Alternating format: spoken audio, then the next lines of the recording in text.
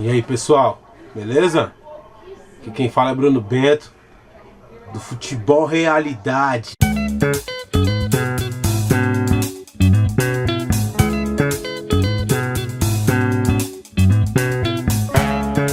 Fala, galera! Aqui quem fala é Bruno Bento, com mais um Futebol Realidade.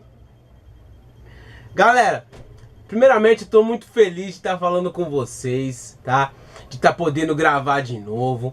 Eu quero agradecer muito a todos que estão entrando no nosso canal, que estão deixando o like. Gente, eu estou muito feliz de ter essa oportunidade de poder estar gravando aí, de estar podendo falar de futebol dessa forma, né? Dessa maneira legal, descontraída, enfim.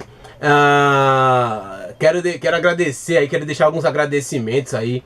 Primeiramente, eu quero agradecer a Deus, porque é Ele que me mantém firme, forte e me dá sabedoria para poder falar para vocês. Quero agradecer também ao Mário Samuyenga. Mário, tamo junto, de verdade, viu? Quero agradecer ao pessoal lá da Princesa Isabel, tá? Quero agradecer a galera lá que fala comigo. O pessoal é meus brothers desde pequeno, então eu tenho que falar, né, mano? Princesa Isabel, Bloco dos Canalhas. Não posso deixar de deixar aquele salve, aquele agradecimento aí. Forte abraço, Bloco dos Canalhas, pra todos, tá? Quero deixar aí um abraço pra todos também do Arsenal, time da Várzea, que estamos firme e forte aí. Logo, logo eu vou estar fazendo uma matéria com eles. E quero agradecer, gente, a todos que estão entrando lá e deixando o like, tá, gente? Gente, o objetivo do nosso canal é falar de futebol de uma maneira coerente. A gente vai falar de vários temas aqui. Jogadores midiáticos, grandes times inesquecíveis, Copa do Mundo, enfim, vamos falar da grande maioria dos assuntos aí que são muito interessantes para a gente falar sobre esses assuntos aí em relação a futebol. O vídeo de hoje, gente, a gente vai falar sobre aqueles times inesquecíveis. Vou procurar falar. Espero que eu não deixe algum time para trás. Espero que eu não deixe. Mas eu vou falar aqueles times que marcaram história dentro do futebol brasileiro, que eram considerados grandes zebras. Então hoje o vídeo é falando sobre as grandes zebras do futebol brasileiro. Gente, vou começar falando das grandes zebras. Vou lá atrás, falar do Bahia 59. Bahia 59 era o quê? Era um time que disputava o Campeonato Baiano, tudo. E como que era a Taça Brasil? A Taça Brasil era um sistema eliminatório, fase norte e nordeste, até ter o cruzamento final. A primeira edição da Taça Brasil tinha vários times, né? Norte e Nordeste, nas eliminatórias, que iam se cruzar com as equipes Sul-Sudeste. E o que aconteceu? O Bahia, até então, a Zebra Bahia, na época, enfrentou na final o Santos do Pelé. E o Bahia, que tinha o ponta Marito, o centroavante Léo Brilha, o volante Floresval. Bom, o Bahia foi campeão em cima do Santos do Pelé, acreditem. O Bahia foi o primeiro campeão brasileiro em 59. Foi campeão da Taça Brasil de 59.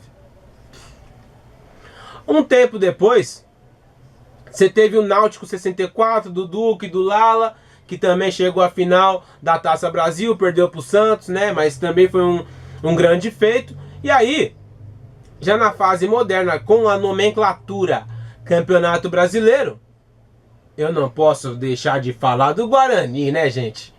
Guarani de Campinas, que tinha um time com jogadores com nomes, digamos que meio que desconhecido. Capitão, Careca e Bozó. Esse era o trio de ataque do Guarani, que ainda contava com meia Zé Carlos, campeão da Libertadores com o Cruzeiro. Tinha o zagueiro Gomes, tinha o lateral esquerdo Miranda, o goleiro Neneca, enfim. O Guarani surpreendeu a todos quando venceu o Internacional no Beira-Rio por 3-0. 3-0. e chegou à grande final contra o Palmeiras, que era o favorito, né? Claro, você tem um time com um clube com um escudo desconhecido, sem tanta tradição. Claro que o clube que tem mais tradição vai ser apontado como favorito, mas futebol é jogado, né, gente? E o Palmeiras perdeu ali pro Guarani 1-0 nos dois jogos. No primeiro jogo foi um gol do Zenon e no segundo jogo foi um gol do Careca, que na época tinha 17 para 18 anos e era a grande revelação do futebol brasileiro. E Guarani campeão, 78. Aí a gente chega lá em 85. Gente, imagina o time do Corinthians, gente. Ó, eu falo do time do Corinthians porque em 85 o campeão foi o Coritiba. Mas o Coritiba, ninguém apostava no Coritiba. Apostavam-se no São Paulo, que era já o time dos menudos, já tinha o Careca no São Paulo, tinha Miller, tinha Silas, tava toda essa turma começando. São Paulo, Corinthians tinha um timaço, no papel. Tinha Serginho Chulapa, tinha Dunga, hoje treinador, Dunga volante, na época era do jogador do Corinthians, tinha o zagueiro chamado Juninho, tinha o zagueiro De Leon, Daniel Gonzalez, tinha o... Cara, era tanta gente no Corinthians, meu. Tinha o Ataliba, o Zenon estava no Corinthians, o Corinthians tinha um volante muito bom jogador, chamado Paulinho. Enfim, Corinthians tinha o Flamengo, que tinha o Bebeto em ascensão, tinha o atacante Bigu, tinha o Chiquinho Carioca. Enfim, o Flamengo tinha também um timaço. O Internacional com o Rubem Paz. Enfim, o que aconteceu? Coritiba campeão, eliminando o Atlético Mineiro na semifinal. E na final, gente, uma outra surpresa naquele campeonato. O Bangu, do bicheiro Castor Andrade. Bangu, que tinha entre os seus jogadores o grande destaque da competição, Campeonato Brasileiro de 85, que foi o Ponta Marinho.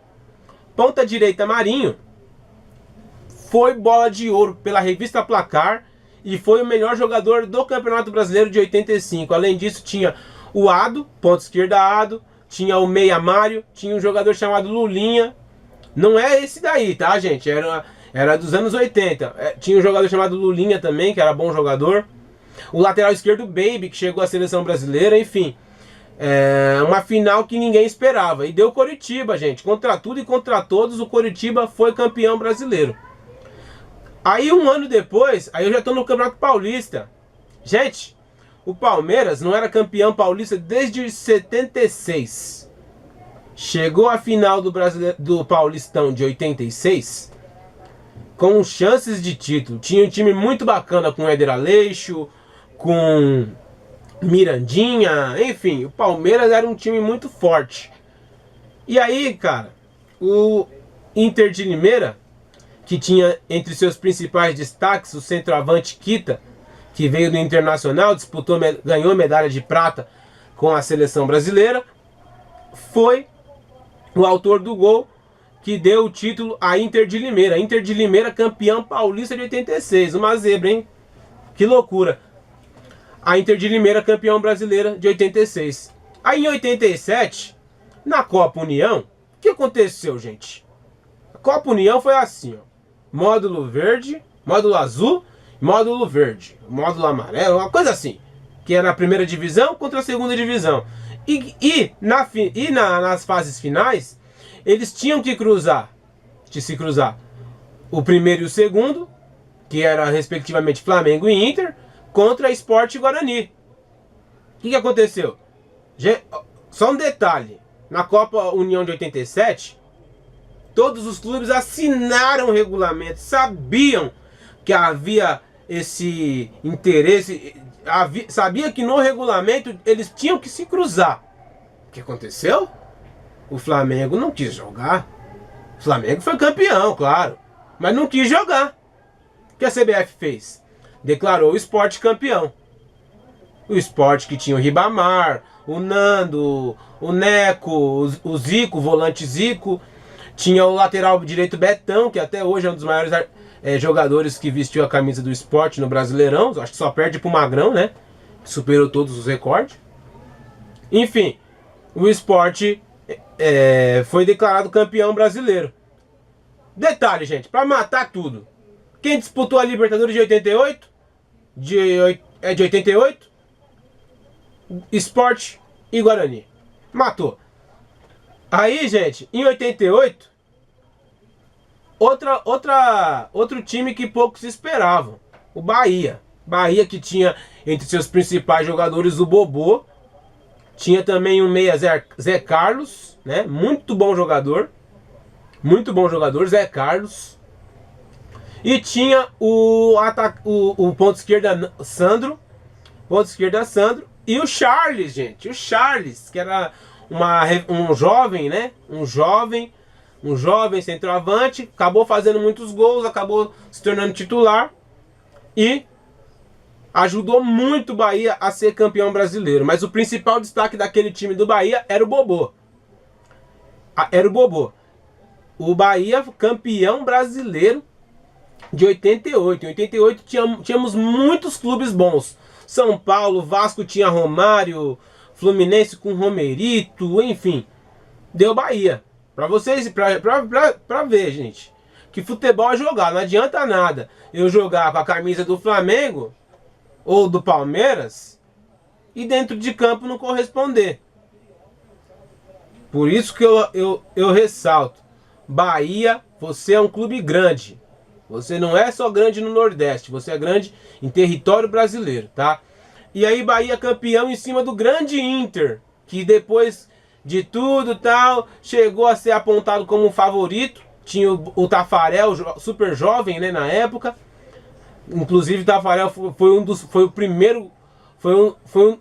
primeiros goleiros a ser a bola de ouro do campeonato. Primeiro foi o goleiro Roberto, que passou pelo Atlético Paranaense e Vasco, foi o primeiro bola de ouro. E o Tafarel, cara, que foi bola de ouro do Campeonato Brasileiro de 88. O Bahia venceu o Inter, não podemos esquecer. Nos anos 90, o Goiás chegou a... Eu falo do Goiás porque é o seguinte: o Goiás em 89 fez uma campanha razoável no Brasileirão e teve o artilheiro da competição de 89, que foi o Túlio. Um ano depois, em 90, o Goiás chegava à final da Copa do Brasil.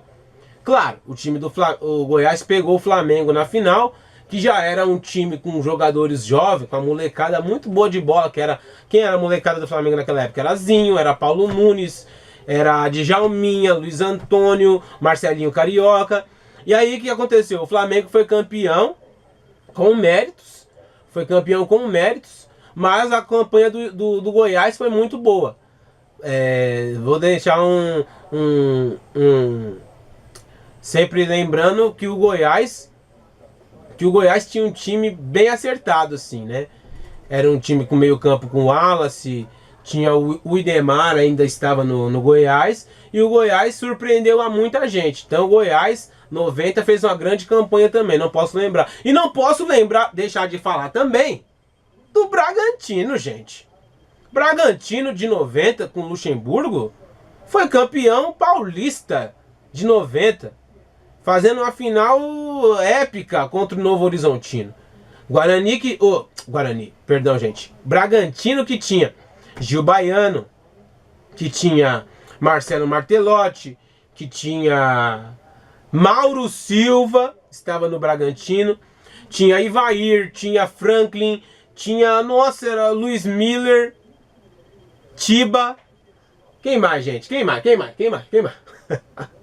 Bragantino, gente. Bragantino de 90. E em 91, o que aconteceu?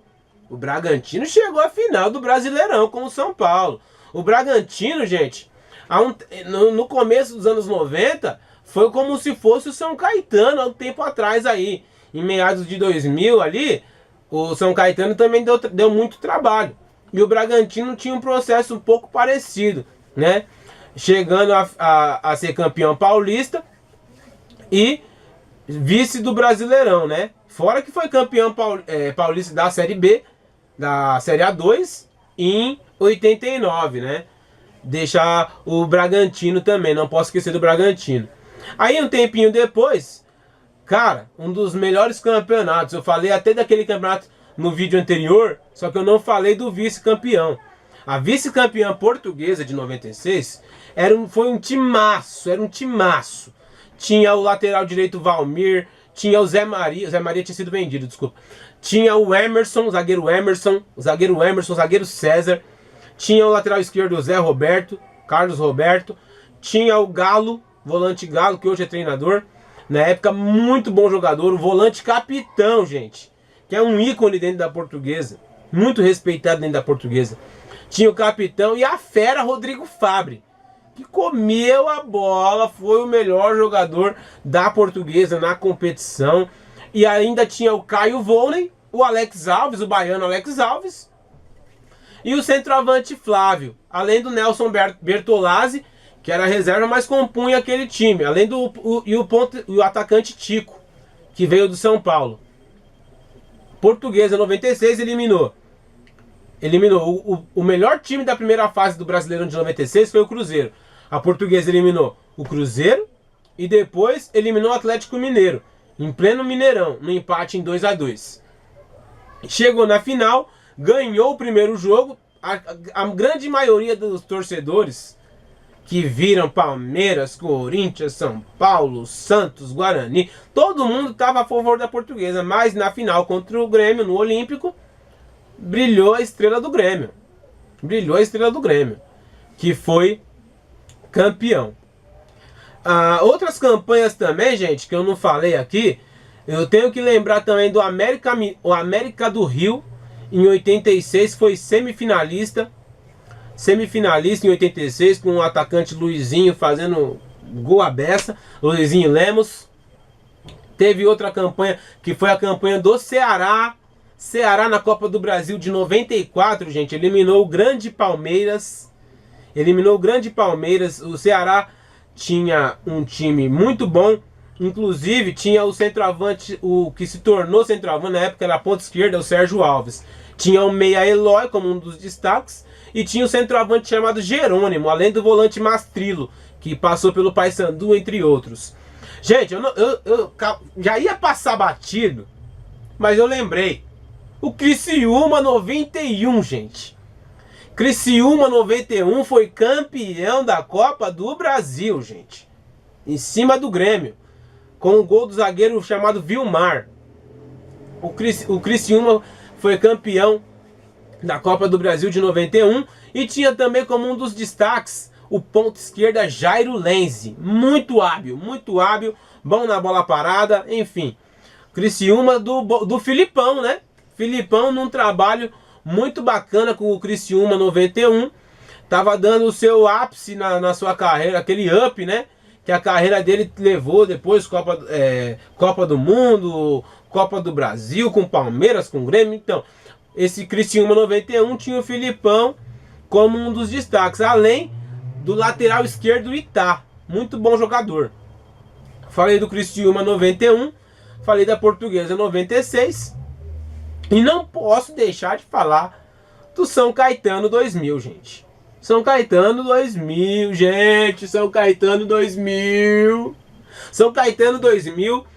Gente, no ano 2000, o São Caetano foi campeão da Série A2. Então ele conseguiu, além do título de campeão paulista da Série A2, conseguiu vaga para a Série A1 de 2001, do Campeonato Paulista. E na Copa João Avelange, gente, ela tinha um formato muito parecido com o que foi a Copa União de 87. Módulo verde, amarelo e módulo branco. Módulo verde, primeira divisão. Módulo amarelo, segunda divisão. Módulo branco, terceira divisão. São Caetano estava na segunda divisão, né? E foi vice-campeão. Campeão do módulo amarelo foi o Paraná Clube. São Caetano foi o vice. E aí nas oitavas de final, o São Caetano calou o Maracanã, eliminando o Fluminense. Depois de eliminar o Fluminense, o São Caetano eliminou o grande Palmeiras. Eliminou também o Grêmio na semi e perdeu a final para o Vasco, né? Que era um timaço também, Vasco campeão da Mercosul. Enfim, o São Caetano 2000. Em 2001, o São Caetano chegou novamente à final do Brasileirão. Chegou à final do Brasileirão eliminando Bahia nas quartas, Atlético Mineiro na semi. Perdeu a final pro Atlético Paranaense. Atlético Paranaense, gente, de 2001. Daqui a pouco eu vou falar deles, tá? Vou continuar no São Caetano ainda. Em 2002, olha o que aconteceu com o São Caetano em 2002. Vice-campeão brasileiro, tinha vaga na Libertadores de 2002. São Caetano fez uma campanha sensacional e chegou à final da Libertadores. Há de se lembrar que São Caetano chegou a uma final de Libertadores, coisas que Botafogo não chegou, Atlético Paranaense não chegou, Coritiba não chegou, enfim, alguns clubes grandes não chegaram em uma final de Libertadores. Ah não, Atlético Paranaense chegou, mas também foi vice, né? Mas o São Caetano, de pouca expressão, chegou à final da Libertadores, gente. É uma loucura isso. Só que o quê? O São Caetano perdeu para o Olímpia. Infelizmente perdeu para o Olímpia nos detalhes, né? Chegou a ganhar lá em Assunção por 1-0 e aqui, numa coisa de louco, fez 1-0 e tomou a virada e ainda perdeu nos pênaltis. Foi uma loucura. Eu pensava que o São Caetano fosse ser campeão, mas enfim, não foi. Falei do São Caetano, que ainda foi campeão paulista em 2004 e chegou à final do Paulistão 2007, perdendo pro Santos. Aquele Moraes, hein? Fez aquele gol na carreira e sumiu, hein, Moraes? Enfim. Falei do São Caetano e agora sim, Atlético Paranaense 2001. Gente, Brasileirão 2001. Cara, Palmeiras tinha Lopes, tinha Tuta, tinha o Arce. Tinha o Arce, que foi eleito o melhor lateral direito daquele campeonato. Tinha o goleiro Marcos ainda no Palmeiras, em grande fase. Corinthians tinha o Dida. Tinha o goleiro Doni também. Tinha o lateral direito Rogério, que depois levaria aquelas pedadas do Robinho, mas era um cara de nível de seleção brasileira.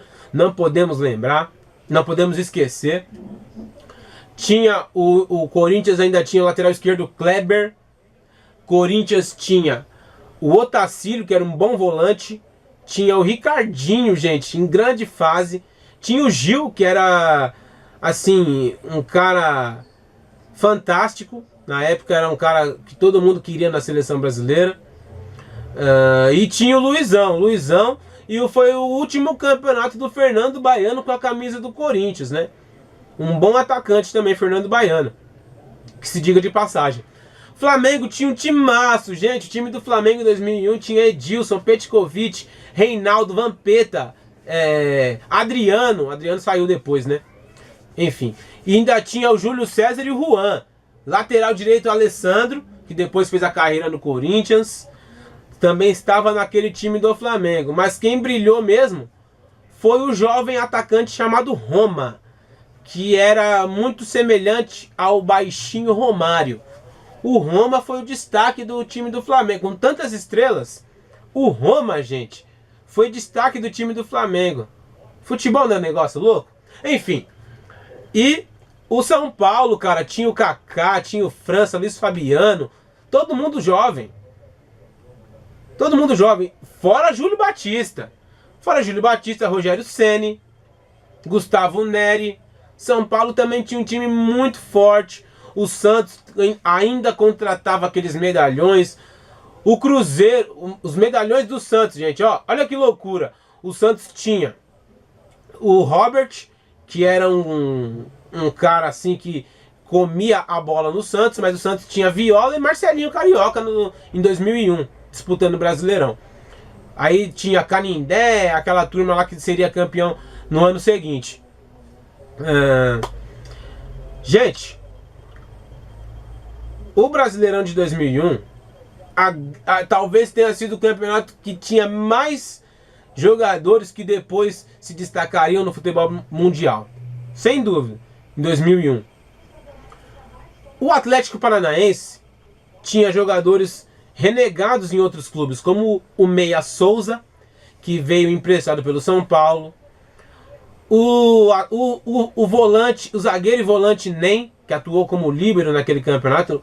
O Atlético jogava no esquema 3-5-2, como a grande maioria dos clubes jogavam. O Nem, tinha o zagueiro Gustavo, que era um destaque do time, o goleiro Flávio, tinha o lateral direito Alessandro, que chegou à seleção brasileira, Alessandro Cabeção, carequinha, né? Jogava muita bola. Tinha o lateral esquerdo Fabiano, que depois jogaria no Palmeiras, no São Paulo. Enfim. E o desconhecido Kleberson, gente. O desconhecido Kleberson, que foi um destaque assim muito grande dentro daquele Atlético. O volante Cocito também estava naquele time. O Souza, gente, que saiu, era emprestado do São Paulo, fez um campeonato fantástico. Além que eu não posso esquecer do Alex Mineiro, que fez chover naquela reta final. E do Kleber Pereira, que ainda era o Kleber, mas ainda não tinha aquela, sabe, aquela moral que ele pegou de artilheiro e tal. Ele ainda não era tão conhecido assim, era conhecido para a torcida do Atlético Paranaense, né?